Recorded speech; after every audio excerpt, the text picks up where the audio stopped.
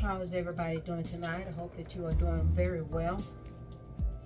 I am doing very well. I am very grateful for basic things of life. I don't know how many of these shocking moments are we going to have. How many of these life-altering moments must we have before we see the importance of purpose? I don't know what else the world needs. The amount of people that are in the hot, heated, I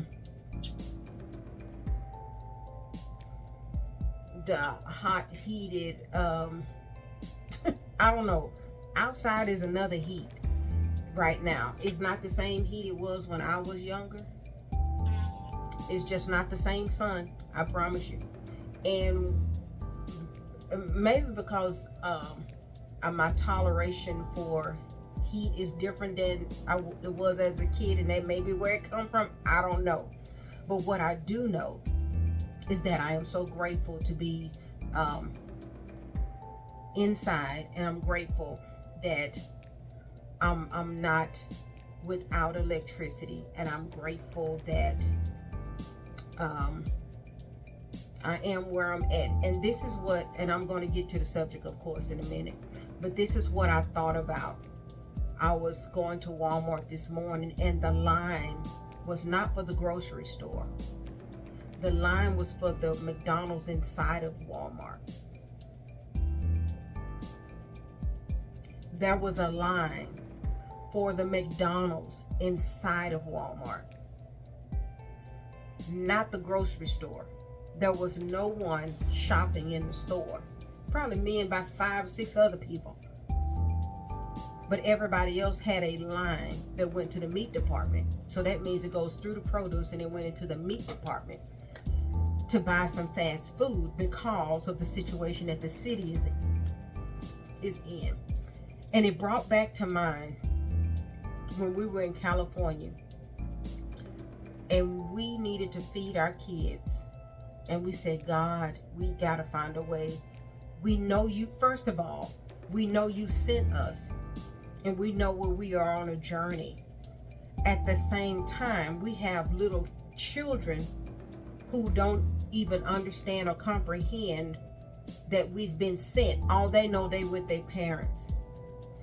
And we needed to get them something to eat. And it don't matter how many times you heard this story, I can care less, because there was a pivotal moment in our lives where we had to believe that God was going to allow us to pay for something without money, and they pay for it tomorrow. We went through that Burger King line, and it was probably 10:30 at night, and out there everything shut down kind of early. It wasn't open like Houston 24 hours a day. And we went to that Burger King, and we told that manager, we need to feed our children. Could you run our card in the morning? And I thought about the fact that the miracle, now I don't know how many fast food restaurants you can go to tonight and say, run my card in the morning, and they give you bags full of food. You'd have to be sent to the right place. You'd have to be sent to the right manager that understood provision, that understood a moment of miracle, who had a compassionate heart. And because we had to have a compassionate heart, and we had to be people of concern of others, that same seed that we've sown was given back to us. And on that night, we needed our children to eat. And y'all know the story. We've said it millions of times. We told that man, this is our credit card information. We'll write it down, run it in the morning, but we need to get food for our children. We even showed them our deposit slip to say the deposit was made today and that money is in there. We just cannot use it because of the time frame. It won't be ready till tomorrow. and we show that man our deposit slip. So how many of us are willing to be open enough, to be vulnerable enough for God to move on our behalf?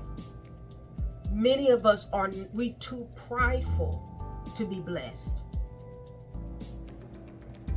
We're too shadowed to be blessed. And we're too evasive to be blessed. Hey, Charlie, we are too everything to get our needs met.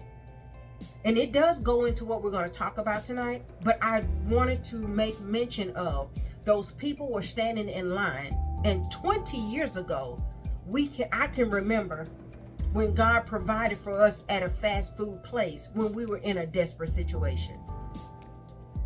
And I'm wondering how many of those people felt like that they were at their wits' end. And here I am prancing around with a basket. I'm walking around with a basket, about to buy groceries. So in their mind, they already know you got lights. You know how they know I had lights? It's because I wasn't in the line that they was in. But they also don't know that there was a time that I would have been in that line.